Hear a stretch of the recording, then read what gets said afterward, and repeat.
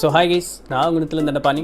இன்றைக்கி வந்து தி loss of the spiritual புத்தகத்தினுடைய 25வது பாகத்தை பார்க்க போகிறோம். ஸோ இன்றைக்கி என்னென்னலாம் நியூஸ் பார்க்குறோம் அப்படின்னு சொன்னால், இன்றைக்கி முழுக்க நம்மளுடைய ஆழ் மனசு, ஸோ அந்த சப்கான்ஷியஸ் இருக்குது பார்த்தீங்களா, அதை பற்றி தான் பார்க்க போகிறோம். அதை எப்படி நம்ம வந்து ஓப்பன் பண்ணுறது, எதனால் நம்ம வந்து அந்த ஆன்மூலத்தில் இருக்கக்கூடிய அந்த விஷயங்கள் நம்மளுக்கு ஞாபகம் இல்லை, அந்த சப்கான்ஷியஸுக்கும் கான்ஷியஸுக்கும் உள்ள வித்தியாசங்கள் என்ன, வேறுபாடுகள் என்ன, எப்படி ஒன்றை வந்து இன்னொன்று ஓவர் பவர் பண்ணுது, அதை எப்படி நம்ம வந்து விடுத்து வெளியே வர்றது. ஸோ இந்த மாதிரி நிறைய விஷயங்கள் எல்லாமே இது வந்து ஏதோ ஒரு மந்திரம் மாயம் அந்த மாதிரியெல்லாம் ஒன்றும் இல்லை. ஏதோ நம்ம கண்ணுக்கு தெரியாத ஒரு சில விஷயங்கள்லாம் அந்த மாதிரி இல்லை. ஆனால் நம்ம வாழ்க்கையை சரியாக வாழ்ந்து நம்ம மேல் உலகம் சரியாக போகணும் அப்படின்னு சொன்னால் இந்த மாதிரி விஷயங்கள் எல்லாத்தையுமே கண்டிப்பாக கடைபிடிச்சிட்டே வரணும். ஸோ அதுக்குண்டான ஒரு வழிமுறையை சொல்லியிருக்காங்க. ஸோ இதுதான் இன்றைக்கு உண்டான வீடியோ. ஸோ ரொம்ப நேரம் தேவையில்லாமல் பேசி டைம் வேஸ்ட் பண்ணாமல் வீடியோக்குள்ளே போகலாம்.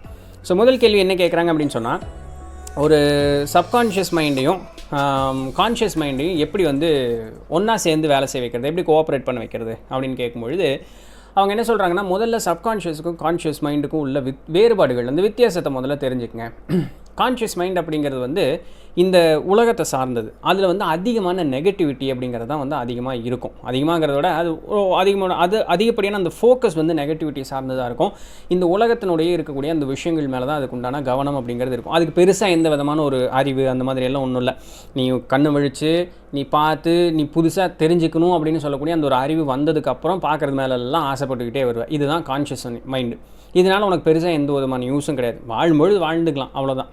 ஆனால் ஆன்ம நிலையில் முன்னேறணும், உண்மையான வளர்ச்சி இருக்கணும், ஞானம் அடையணும், மேலுலகம் பற்றி தெரிஞ்சுக்கணும், ஸோ பிறவா நிலை பெறணும். ஸோ இந்த மாதிரி விஷயங்கள்லாம் இருக்குது பார்த்தீங்களா, இதுக்கு வந்து சப்கான்ஷியஸ் மைண்ட் அப்படின்னு சொல்லக்கூடியது தான் வந்து ரொம்ப தேவை அப்படிங்கிற மாதிரியும் சொல்கிறாங்க. அதாவது நம்மளுடைய ஆழ் மனசு அப்படிங்கிறது தான் ரொம்ப தேவை. அதுக்கு தான் எல்லா விஷயமே தெரியும். இது என்ன பண்ணும் அப்படின்னு சொன்னால், நீ ஆசைப்பட்டது எல்லாம் உனக்கு வந்து சரின்னு சொல்லாது. அது கான்ஷியஸ் மைண்டு சொல்லும். எதெல்லாம் ஆசைப்படுறியோ அதுக்கெல்லாம் சரின்னு சொல்லிகிட்டே இருக்கும். ஆனால் சப்கான்ஷியஸ் மைண்ட் அப்படி இல்லை. நீ ஆசைப்படுறதுக்கெல்லாம் அது சரின்னு சொல்லாது. ஆனால் உனக்கு எது தேவையானதோ அதுக்கு சரின்னு சொல்லி உன்னை அதுக்கு போகிறதுக்கு உண்டான மோட்டிவேஷனாகவும் வந்து சப்கான்ஷியஸ் இருக்கும். அப்போது நம்ம ஏதாவது ஒரு தவறு செய்கிறோம் அப்படின்னு சொன்னால் கான்ஷியஸ் மைண்ட் பரவாயில்ல பண்ணுற அது பண்ண ஜாலியாக இருக்குண்டா, நல்லா இருக்குல்ல அப்படின்னு சொல்கிற மாதிரி அது தூண்டு வச்சுட்டே இருக்கும், தவறு செஞ்சாலும் கூட. சப்கான்ஷியஸ் மைண்ட் அப்படி இல்லை. இந்த யானை அங்குசத்தை குத்துற மாதிரி பண்ணாத தப்பு, அது பண்ண பிரச்சனையாகும். அந்த ஒரு மனசு வந்து கடைஞ்சிக்கிட்டே இருக்கும். எதுக்குடா அது பண்ணாதடா, அது தப்புடா, அது ஒரு மாதிரி இருக்குடா, அந்த மாதிரி ஒரு கடைஞ்சிக்கிட்டே இருக்கும். அதுதான் சப்கான்ஷியஸ் மைண்ட் நீ பண்ணாத அப்படின்னு சொல்கிறதுக்கு உண்டான ஒரு வித்தியாசம். ஸோ இந்த வேறுபாடு நம்மளுக்கு புரியணும். தவறுன்னு தெரிஞ்சுமே அதை செய்கிறோம் அப்படின்னு சொன்னால் நம்மளுடைய விழிப்பு நிலை, அதாவது இந்த கான்ஷியஸ்னஸ்ன்னு சொல்லக்கூடியதனுடைய தாக்கம் தான் வந்து நம்மக்கிட்ட ரொம்ப அதிகமாக இருக்குன்னு. நம்ம ஒரு காரியம் செய்கிறோன்னு வச்சுக்கோங்களேன். அந்த காரியம் செய்யும் பொழுது நமக்கு வந்து அது தவறுன்னு தெரியுது. ஆனால் அதை செஞ்சால் சந்தோஷமாக இருக்கும், எனக்கு வந்து அது ரொம்ப விருப்பமாக இருக்குது, தேவையாக இருக்குது. இருந்தாலும் அது தவறான ஒரு விஷயம். நான் செய்யக்கூடிய ஒரு காரியத்தினால எனக்கானாலும் என்னை சுற்றார்களுக்கானாலும் யாரோ ஒரு முகம் தெரியாத மனுஷனுக்கானாலும் ஏதோ ஒரு துன்பமோ ஏதோ ஒரு பாதிப்போ வரப்போகுது அப்படின்னு தெரிஞ்சாலும் கூட பரவாயில்ல, எனக்கு பிடிச்சிருக்கு, எனக்கு சந்தோஷமாக இருக்குது, என்னுடைய ஃப்ரீவில், என்னுடைய சந்தோஷம், என்னுடைய ஃப்ரீடம், நான் இண்டிவிஜுவாலிட்டி, என்னுடைய இண்டிவிஜுவல் லாஜிக் சென்ஸ் அப்படியெல்லாம் பேசி அப்படித்தான் செய்வேன். இந்த மாதிரி ஒரு சில உந்துதல்கள் இருக்குது பார்த்தீங்களா, இது எல்லாமே கான்ஷியஸனுடைய வேலை தான். அந்த இடத்துல சப்கான்ஷியஸ் பேசவே வராது. கொஞ்சம் நேரம் பேசி பார்க்கும், இந்த இது சொல்கிறது கேட்காம எல்லாம் வேண்டாத வேலையை தான் பண்ணிகிட்டு இருக்கேன் அப்படின்னு சொன்னால் அது பாட்டுக்கு போடா நீயும் பொங்கச்சோரன்னு அது பாட்டுக்கு பேசாமல் அமைதியாக போய் தூங்குறதுக்கு போயிடான். இந்த மாதிரி ஆட்கள் தான் வாழ்க்கையில் என்ன சொன்னாலுமே கேட்காம அவன் செய்கிற வேலையை தான் செஞ்சுக்கிட்டே இருப்பான். தருதலைன்னு ஒரு வார்த்தை சொல்கிறோம் பார்த்தீங்களா, இந்த மாதிரி ஆட்கள்லாம் வந்து இந்த கான்ஷியஸ் மைண்டோட அவங்க செய்யக்கூடிய காரியம் சரிதான் அப்படிங்கிறதுக்கு ப்ரூவ் பண்ணுறதுக்கு என்ன லெவலுக்கு வேணாலும் என்ன டெப்த்துக்கு வேணாலும் இறங்குவாங்க. காரணம் என்னென்னா அது அவங்களுக்கு பிடிச்சிருக்கு, அதனால அவங்க செய்ய தான் போகிறாங்க. நீதி, நேர்மை, நியாயம், ஐயோ பாவம் இதெல்லாம் எதுவும் கிடையாது. அவங்களுக்கு பிடிச்சதை செய்வாங்க. இதுதான் கான்ஷியஸ் மைண்ட். சப்கான்ஷியஸ் மைண்ட் ஒரு பொட்டு கூட அந்த மாதிரி இடத்துக்கு உங்களுக்கு போகிறதுக்கு விடவே விடாது. இருந்தாலும் நிறைய பேர் வந்து அந்த ஆழ்மனது அப்படின்னு சொல்லக்கூடியதற்கு அதை வந்து கவனிக்கிறதுக்கு கூட அவங்க முற்படுறதில்ல. காரணம் என்ன, இந்த உலக வாழ்க்கையில் இருக்கக்கூடிய அந்த சுகங்கள் அப்படிங்கிறது வந்து ரொம்ப நம்மளுக்கு அது ஒரு போதை மாதிரி ஆயிடுச்சு. அந்த போதை என்ன பண்ணிடுது அப்படின்னு சொன்னால் முழுக்க நம்மளை வந்து நல்ல வழியில் போகாமல் எதெல்லாம் மோசமான வழி இருக்கும் அது வழியில் போக ஆரம்பிச்சிச்சு. அப்போ நம்ம ஒரு கேட்கலாம், நீ யாராவது ஒருத்தர் நல்லவனை காமி பார்க்கலாம், ஏதாவது ஒரு சப்கான்ஷியஸ் நல்ல முழுசாக வேலை செஞ்சவனை காமி பார்க்கலாம்னா முழுசாக யாருக்குமே வேலை செய்யப்படுறதில்ல. அது கீழே பார்ப்போம், யாருக்குமே முழுசாக வேலை செய்யாது. பூமியில் இருக்கவன் கண்டிப்பாக ஏதோ ஒரு வகையில் தவறு செஞ்சுக்கிட்டு தான் இருப்பான். அதில் எந்த விதமான மாறுதலுமே இல்லை. அந்த ரேஷியோ எவ்வளோ தூரம் அப்படிங்கிறது தான். நீ இறக்கும் தருவாயில் எந்த அளவுக்கு நீ புண்ணியத்தை சேர்த்து வச்சிருக்கே, அந்த அளவுக்கு உன்னுடைய அறிவுனுடைய முதிர்ச்சி எந்த அளவுக்கு இருக்குது, மேலே போனாலும் அந்த மிச்ச சொத்து அங்கேயே கழிச்சிடலாமா, அந்த அளவுக்கு ஒரு பெண்டிங்கை வச்சுட்டு போறியா. ஸோ இதுதான் இதில் எந்த அளவுக்கு எந்த ரேஷியோவில் யார் மேலே இருக்கா, எல்லா மனுஷங்களும் நல்லவங்கிறது கிடையவே கிடையாது. ஸோ இந்த ரெண்டுக்கு உண்டான டிஃப்ரென்ஸை நம்ம புரிஞ்சுக்கணும். அப்போ கான்ஷியஸ் மைண்டை அடித்து அமுத்தி நிறுத்தி வச்சுட்டு சப்கான்ஷியஸ் மைண்டுக்கு அதிகமான இடம் கொடுத்து அது சொல்கிறத நம்ம கேட்க ஆரம்பித்து நடந்தோம் அப்படின்னு சொன்னால் வாழ்க்கையில் நிறைய நன்மைகள் அப்படிங்கிறது கண்டிப்பாக வந்துகிட்டே இருக்கும். இப்படி இருக்கும்பொழுது அடுத்தடுத்த கேள்விகள் என்ன வருது அப்படின்னு சொன்னால், ஏன் இவ்வளவு துன்பம் எனக்கு எதுக்கு, எனக்கு பேசாமல் நான் முன்னாடி செஞ்ச பாவங்களுக்கு தான் இப்போ நான் பிறவி எடுத்திருக்கேன், அது எனக்கு ஞாபகம் இருந்தது அப்படின்னு வச்சுங்களேன், நான் இந்த தடவை எந்த பாவமும் செய்ய மாட்டேன்ல அப்படின்னு கேட்டால் நியாயம்தான். நீ முன்னாடி செஞ்ச பாவங்கள்ங்கிறது ஏதோ ஒரு பிறவியில் செஞ்ச பாவத்துக்கு உண்டான ஒரு பலனை நீங்கள் அனுபவிக்கல. அது எத்தனை ஆயிரமோ இல்லை எத்தனை நூறு பிறவை எடுத்துருக்கோம் அப்படிங்கிறது நம்மளுக்கு தெரியாது. அத்தனைக்கு உண்டானதான் நம்ம இங்கே அனுபவிச்சுட்ருக்கோம். ஃப்ரெஷ்ஷாக போன பிறவியில் செஞ்சது, அவ்வளோதான், வேறு ஒன்றும் இல்லை. அப்போது இதெல்லாம் உனக்கு ஞாபகம் இருந்தது அப்படின்னு சொன்னால், நீ செஞ்ச பாவத்திற்கு உண்டான அந்த ஒரு வலி வேதனை இருக்கும்ல, உன்னுடைய சப்கான்ஷியஸ் மைண்ட் ஓப்பன் ஆகி உன்னுடைய பாவங்கள் ஞாபகம் வந்ததுன்னா உன்னால் டால்ரேட்டே பண்ணிக்க முடியாது. மனிதர்கள்னால் அதை தாங்கவே முடியாது. அந்தளவுக்கு ரண கொடூரமாக இருக்கும் மனிதர்களுடைய பாவங்கள் அவர்களுக்கு ஞாபகம் வந்தது அப்படின்னு சொன்னால். இறந்ததுக்கு பிறகு ஆன்ம நிலை அடையும் போது எல்லாருக்குமே ஞாபகம் இருக்கும், தான் என்ன செஞ்சோம் என்ன ஏதுங்கிறது எல்லாத்துக்குமே தெரியும், எல்லா பிறவிகளோடதும்.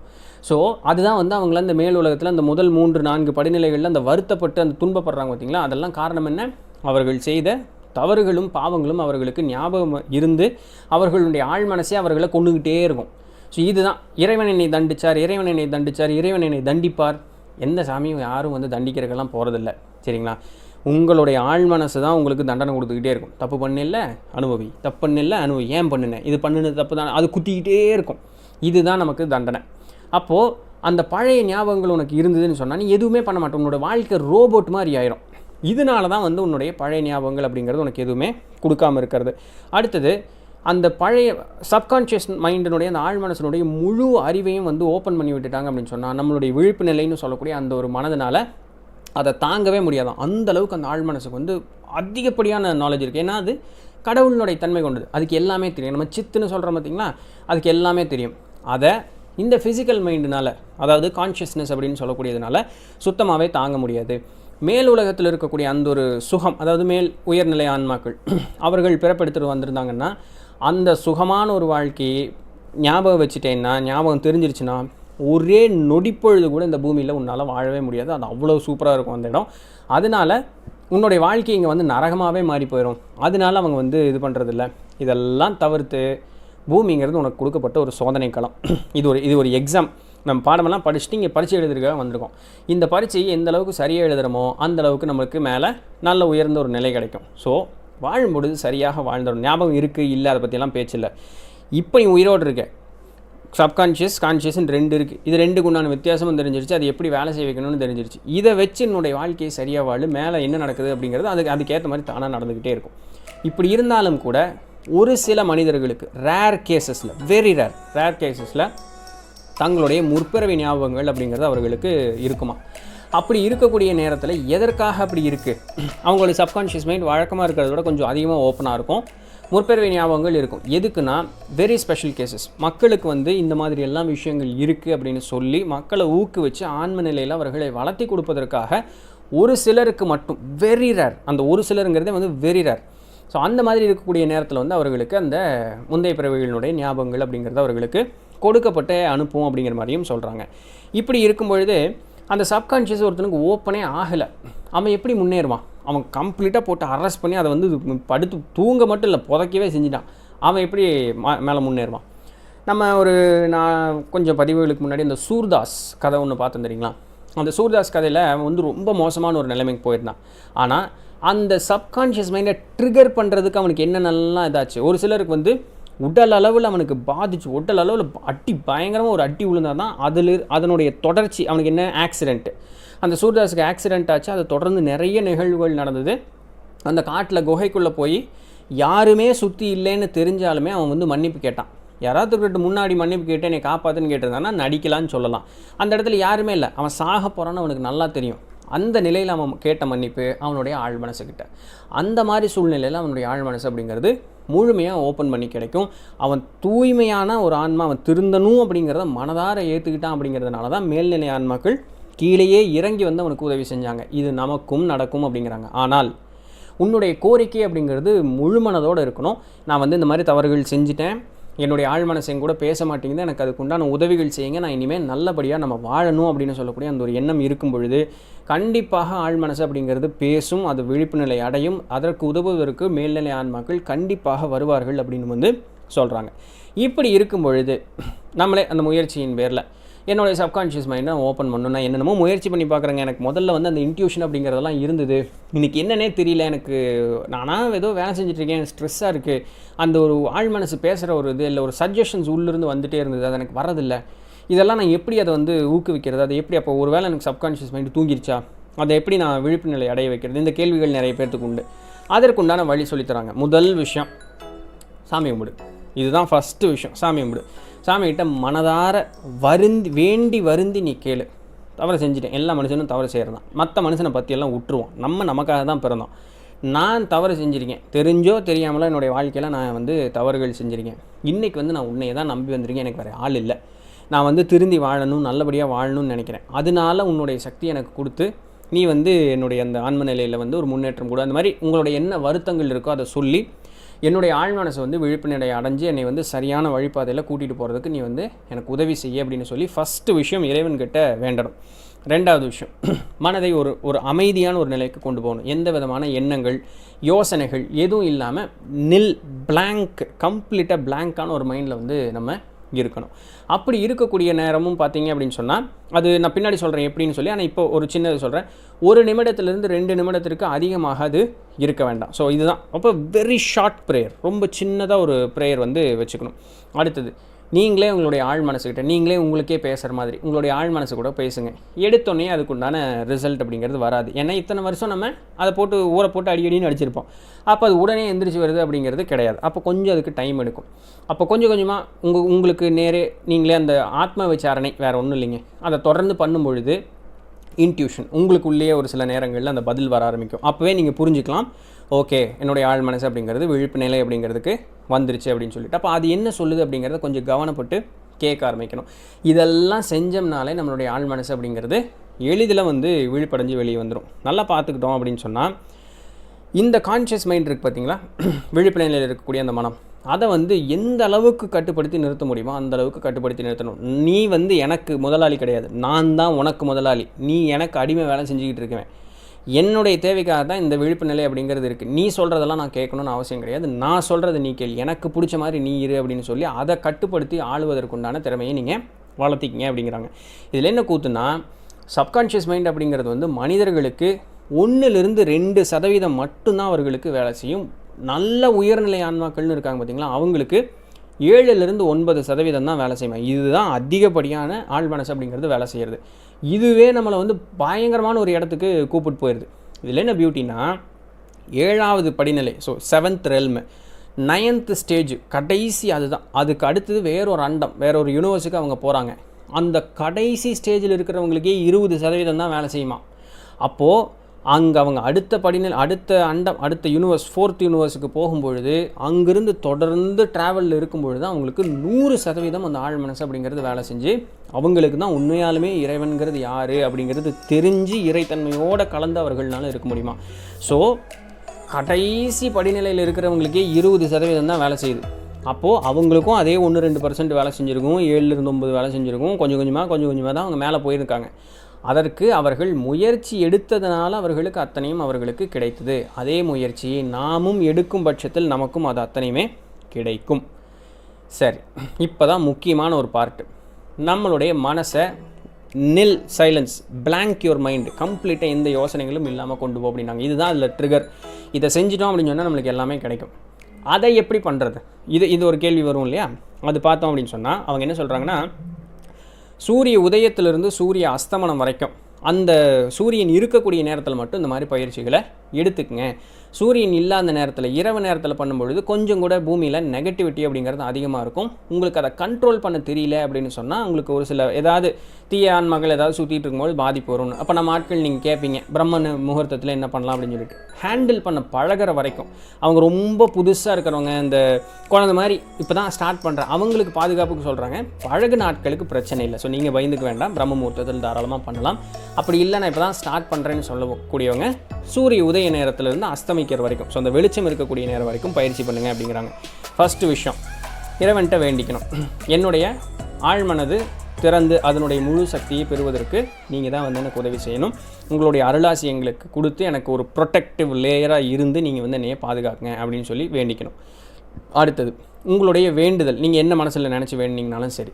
ஸோ அந்த வேண்டுதல், அதை காசை கொண்டா பணத்தை கொண்டான்னு இல்லை, எனக்கு வந்து ஆன்ம முன்னேற்றம் கொண்டான்னு சொல்லி வெரி ஷார்ட் ப்ரேயர், ரொம்ப சின்னது, ஒரு நிமிஷத்துக்குள்ளே இருக்கக்கூடிய ஒரு ப்ரேயர், பாடேன் அப்படிங்கிற மாதிரி டப்புன்னு ஷார்ட்டாக எனக்கு வந்து நல்லது எல்லாத்தையும் கொடுங்க, நான் இந்த மாதிரி உட்கார்றேன், நீங்கள் எனக்கு ஒரு ப்ரொடெக்டிவ் லேயராக இருந்து என்னுடைய ஆன்ம முன்னேற்றத்துக்கு வழி கொடுங்க. ஸோ இதை வந்து இது பண்ணுவேன். ஏன்னா அந்த ஷார்ட் ப்ரேயர் சொல்லும்பொழுது நம்மளுடைய மனசு வந்து எங்கேயுமே டப்புன்னு அப்படி வேவ் ஆகாது, ரொம்ப குறுகிய நேரத்துக்கு அமைதி ஒரு இடத்துல நிற்கும். அந்த நேரத்தில் ஆத்மார்த்தமாக நீங்கள் வேண்டிட்டிங்கன்னா அதற்கு அதிகப்படியான பலன் உண்டு அப்படிங்கிற மாதிரி சொல்கிறாங்க. இப்போது உங்களுடைய மனசை முழுவதும் அப்படியே அமைதியான ஒரு இடத்துக்கு கொண்டு போங்க. ஒரு உங்கள் வீட்லேயே உங்களுக்குன்னு கம்ஃபர்டபுளாக ஒரு இடம் இருக்கும் தெரியுமா, வீட்டுக்குள்ளேயே ஏதோ ஒரு இடம் இருக்கும், அது நல்ல கம்ஃபர்டபுளான, அப்பா இந்த இடத்துல இருந்தால் நம்மளுக்கு ஒரு அமைதியாக இருக்கியா, அந்த இடம் உங்களுக்கு ஒரு பாசிட்டிவான எனர்ஜி கொடுக்கக்கூடிய ஒரு இடம். அந்த இடத்துல போய் உட்காந்துக்கிட்டு ஒரு 2 நிமிஷம் அதுலேருந்து ஸ்டார்ட் பண்ணணும், பழக அதிகம் பண்ணிக்கலாம். ஒரு 2 நிமிஷம் வரைக்கும் எந்த விதமான யோசனைகளோ எந்த விதமான சிந்தனைகளும் இல்லாமல் முழுசும் மைண்டை வந்து பிளாங்க் பண்ணுறதுக்கு ட்ரை பண்ணணும். என்ன தான் உட்காந்தாலுங்க 2 நிமிஷங்க, நம்மளுக்கு 10 செகண்டுக்கு மேலே புத்தி வந்து எப்படி ஊர்ச்சத்தை போயிடுதுங்க. தவறில்லை, இவ்வளோ நாள் அதுதான் பண்ணியிருக்கோம், அது கொஞ்சம் கொஞ்சமாக அதை பழகி கொள்ளலாம். ஸோ கொஞ்ச நாள் வந்து மனசு வந்து அப்படி யோசிச்சுக்கிட்டே இருக்கும், கொஞ்சம் கொஞ்சமாக அதை கண்ட்ரோல் பண்ணி இழுத்து பிடிச்சி அடக்கணும் அப்படின்னு நினைக்காதீங்க, அதை அப்படியே விடுங்க. கொஞ்ச நாள் அது பழகும், போக எந்த விதமான எண்ணங்களும் மனசில் எழாமல் முழுசும் பிளாங்காக இருக்கக்கூடிய ஒரு டைம் வரும். ஒரு 2 நிமிஷம் வரைக்கும் உட்காருங்க. ஒரு நெகட்டிவான பிளேஸ் அப்படிங்கிற மாதிரி, ஒரு சில இடத்துல எனக்கு பிடிக்கலிங்க, வேறு வழி இல்லை, நம்ம வீடு அப்படி தான் இருக்குதுங்க, அந்த இடத்துல உட்காந்து ஆகணும் அப்படின்னு சொன்னால் ஒரு நிமிஷத்துக்கு இருங்க, பிகாஸ் அந்த நெகட்டிவிட்டி உங்களை தாக்காமல் இருக்கிறதுக்காக. ஸோ அப்படி உட்கார்ந்ததுக்கப்புறம் பேசாமல் அமைதியாக எவ்வளோ நேரம் உட்கார முடியுமோ அந்தளவுக்கு உட்காருங்க அப்படின்னு சொல்கிறாங்க. அதற்கப்புறம் ஒரு குறுகிய திருப்பம் ஒரு தேங்க்யூ சொல்கிறதுக்கு, இறைவனுக்கு வந்து அந்த ஒரு தேங்க்யூ சொல்கிறதுக்கு உண்டான ஒரு டைம். ஸோ அவங்க அதிகப்படியாக என்ன சொல்கிறாங்க, 2 நிமிஷம் சாமி கும்பிட்டா போதுங்கிறாங்க. அந்த மனசை வந்து அமைதியான ஒரு நிலையில் கொண்டு வரக்கு 2 நிமிஷம் இருந்தால் போதுங்கிறாங்க. இந்த 2 நிமிஷம் தாங்க 24 மணி நேரத்தில் அவங்க இருக்க சொல்கிறது. இந்த 2 நிமிஷம் நீங்கள் அமைதியாக இருந்தீங்கன்னா போதும். இது காலையில் நேரத்தில் வேலைக்கு போகிறதுக்கு முன்னாடி கூட செஞ்சுட்டு போகலாம். அப்போது இது இவ்வளோதான். அது முடிச்சுட்டு ஒரு நன்றி சொல்கிறதுக்கு அதே மாதிரி ஒரு நிமிஷத்துக்குள்ளே ஒரு நன்றி சொல்கிறதுக்கு உண்டான ஒரு டைம். ஸோ முன்னாடி ஒரு நிமிஷம், இது ஒரு 2 நிமிஷம், இது ஒரு நிமிஷம், மொத்தமாக 4 நிமிஷம் தான் 24 மணி நேரத்தில் அவங்க வந்து உங்களுக்காகன்னு டைம் ஸ்பெண்ட் பண்ணுங்கிறாங்க. முதல்ல வணக்கம், 2 நிமிஷம் சும்மா இருக்கணும், கடைசி 1 நிமிஷம் நன்றி. இந்த 4 நிமிஷம் நம்ம வந்து அமைதியாக இருந்து பொறுமையாக இருந்தால் போதும். ஆன்ம நிலையில் நல்ல முன்னேற்றம் ஏற்படும். நம்மளுடைய ஆழ் மனசு அப்படிங்கிறது வந்து நல்ல ஒரு திறந்து நம்மளுக்கு என்ன விதமான உதவிகளையும் அது செய்வதற்கு தயாராகவும் நல்லா புச்சிட்டிக்காக இருக்கும் அப்படிங்கிற மாதிரி அவங்க சொல்கிறாங்க. இப்படி ஒன்று ப்ராக்டிஸ் பண்ணிட்டீங்கன்னா மறுபடியும் அடுத்த ப்ராக்டிஸ் எடுக்கிறதுக்கு நடுவில் கேப் 3 மணி நேரம் விடுங்க அப்படின்னு சொல்கிறாங்க. ஏன்னு கேட்காதீங்க, எனக்கு தெரியல. நடுவில் 3 மணி நேரம் கேப் விடுங்க அப்படின்னு சொல்கிறாங்க. வடக்கு நோக்கி உட்காருவது ரொம்ப சிறந்தது, சால சிறந்தது வடக்கு நோக்கி உட்காருவது. தெற்கு நோக்கி உட்காராதீங்க அப்படிங்கிற மாதிரியும் சொல்லப்படுது. அடுத்தது, நிறைய மக்கள் கூட்டம் இருக்கக்கூடிய இடத்துல உங்களுடைய மனசை வந்து முழுசும் அப்படி பிளாங்க் ஒரு ஸ்டேட்டுக்கு கொண்டு போகாதீங்க. ஏன்னா அப்படி கொண்டு போகிறீங்கன்னா உங்களுடைய எனர்ஜி பயங்கரமாக அப்படி பூஸ்டப் ஆகும். சுற்றி இருக்கக்கூடியவனுடைய புத்தி எந்த அளவுக்கு இருக்குன்னு தெரியாது, அந்த வைப்ரேஷன் உங்களை ஈஸியாக தாக்கிடும். இப்போ நம்ம பாசிட்டிவ் அப்படியே மேலே ஏறும்பொழுது அடுத்து நெகட்டிவ் வந்ததுன்னா கப்புன்னு அது வந்து நம்மளை அட்டாக் பண்ணிடும்.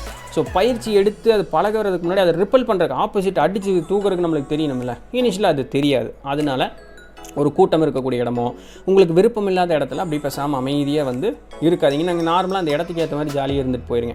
உங்களுக்கு கம்ஃபர்டபுளான ஒரு இடத்துல வந்து நீங்கள் அந்த மாதிரி மனசை அமைதிப்படுத்துவதற்குண்டான வழியை பின்பற்றுங்கள். இதை பயிற்சி செய்யும் பொழுது உட்காரும் பொழுது ஒரு விளக்கு அவங்க வந்து இப்போது யாராவது கிறிஸ்டின்காரங்க இருக்கீங்க, கேண்டில் பற்ற வச்சுக்கிங்க. இஸ்லாமியர்கள் இருக்கீங்கன்னா விளக்கு ஒன்று பற்ற வைக்கலாம். நம்ம இண்டூஸு அப்படிங்கிறவங்க வந்து ஒரு அகல் விளக்கு, சரிங்களா? ஸோ அகல் விளக்கு நெய் உடனும்லாம் ஒன்றும் அவசியம் கிடையாது. அது வேறு ஒரு சாப்டர், அது ஒரு பிரச்சனைக்கு போனால் நல்லெண்ணெய். எதுக்குன்னா பொதுவாகவே மனிதனுடைய குணம் நெருப்பை பார்க்கும்போது மனசு அமைதியாகும், சாந்தமாகும்.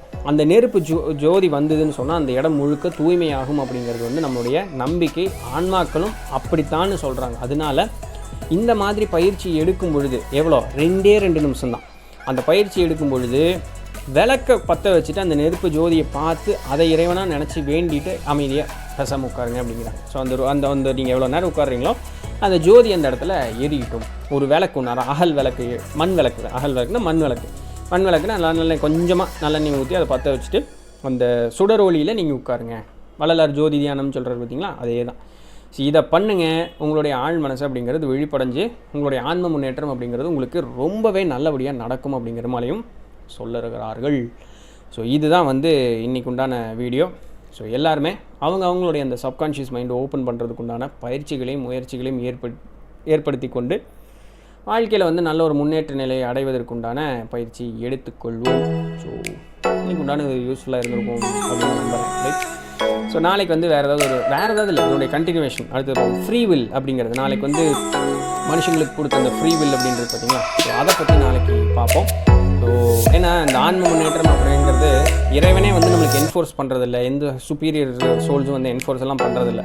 உனக்கு விருப்பம் இருந்தால் தான் நீ மேலே வர முடியும் அப்படின்னு அந்த ஃப்ரீ வில் விட்டுறாங்க. அதை பற்றி டீட்டெயில்டாக நாளைக்கு தொடர்ந்து பார்ப்போம். ஸோ அது வரையும் தொடர்ந்து நிறுவனங்கள் நான்